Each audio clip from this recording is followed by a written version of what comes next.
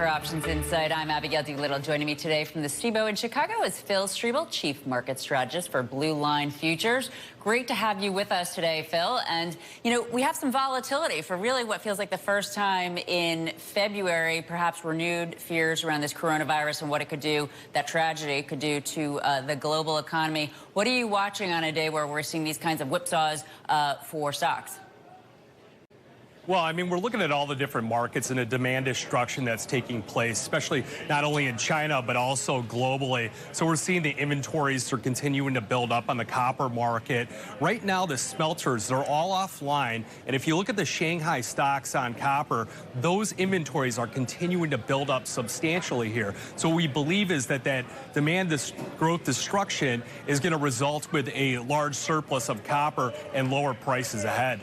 Okay, so you have a bearish view on copper, and before we go deeper into your trading idea, which is actually being shown to our viewers, or it was a moment ago, when we connect that to the VIX and the options market, what are you seeing there? Are you concerned that, especially, you know, the skew index is on the rise, the VIX, there was lots of call buying not so long ago. Are investors, were they too complacent?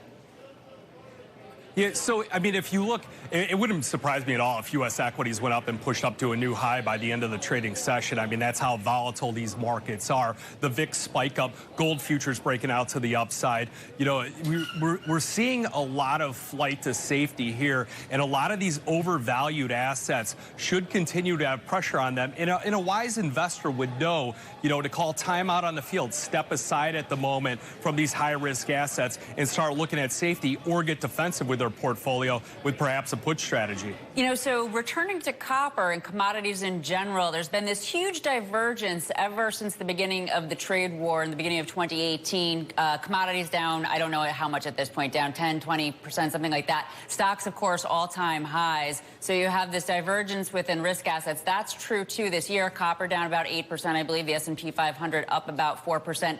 Do you take that, then, as a bearish tell for the S&P 500 or stocks? Yeah, definitely. I mean, we think that, you know, you look at the way these equities are at, and again, the valuations being so high, I think that we're going to see this spillover effect. We already saw Goldman Sachs warn that we could see a large correction, a 10% correction in U.S. equities. It's not even out of the question at all. It's that, you know, this is going to have this effect on all the commodities out there, especially the ones that are tied into global growth. That we feel that copper gives you the best opportunity. And very quickly, take us through your trading ideas, super quickly, please.